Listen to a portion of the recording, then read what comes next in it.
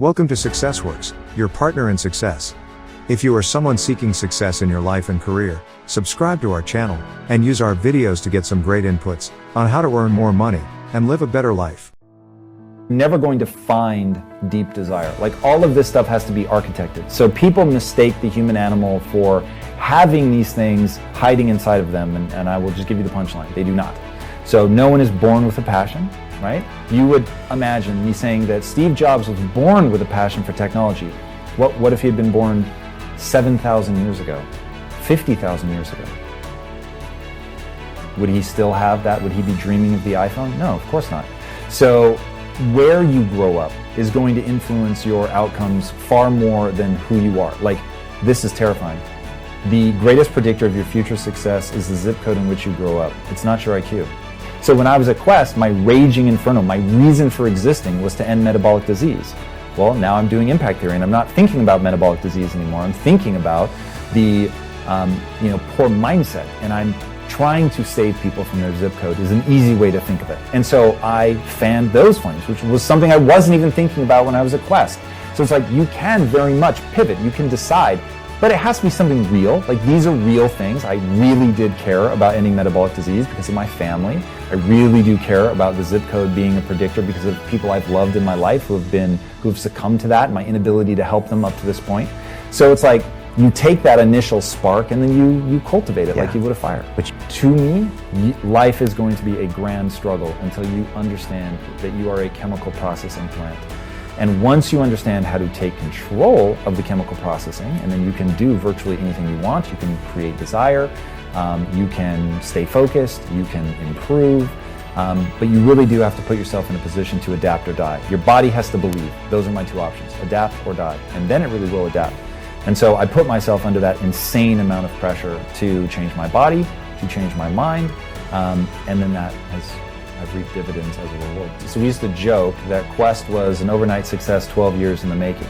So it was all the stuff that we did behind the scenes. Like, first of all, the guys who ended up becoming my partners in Quest first just hired me as a copywriter at their technology company. But they used to say to everybody, look, we're looking for partners. We settle for employees. So if you want to work your way up in the company, you could even earn your way into ownership. You just have to become the right person for the job. You're going to have to, essentially break yourself in half. And like, if you see the problems that we face and you help us overcome those problems, why wouldn't we make you a partner? Because you're making the pie bigger. If you want to be the chief marketing officer, you better be the one that knows more about marketing than anyone else. Like, if we were going to do an open call for this, you better be the right person for the role.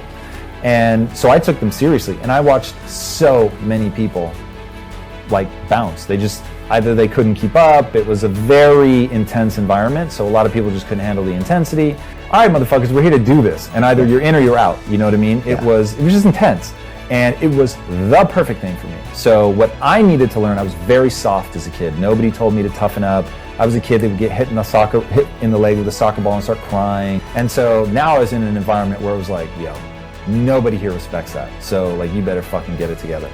And that was exactly what I needed, which is why like I have a lot of pushback with where culture is going right now, because it doesn't serve, especially young men, it just doesn't serve to allow people to not, you got to toughen the fuck up. That's just the truth of it. Right. If you want to succeed, like, you don't have a moral obligation to be as soft as you want, but I'm here to tell you, if you have a vision of your life and where you want to go, it's going to be fucking hard. Think about running an Ironman. You have to toughen up. Like, you literally have to change your body to be capable of doing those things. And so the same is true of the mind. You have to train your mind to be capable of sticking through, working crazy long hours, learning things you don't want to do. Like, I will tell you right now, the thing that kills entrepreneurs faster than failure is boredom.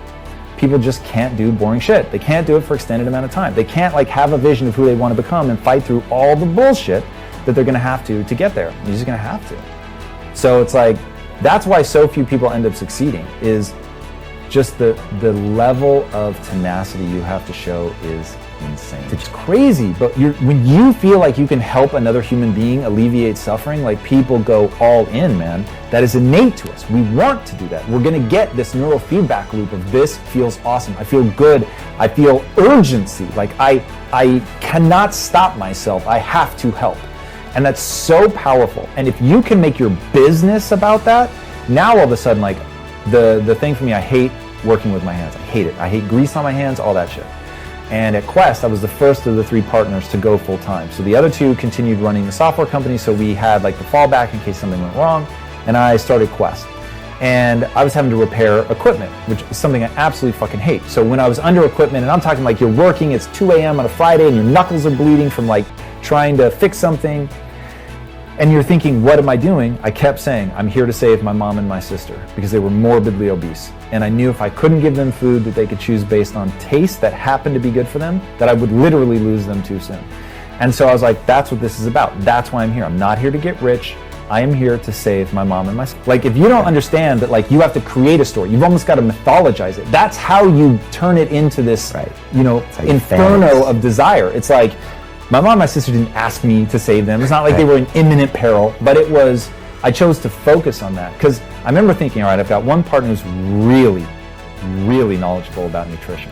And I was like, if we're going to keep working together, we should be doing something around that. He wants to do something around that. How can I connect to that?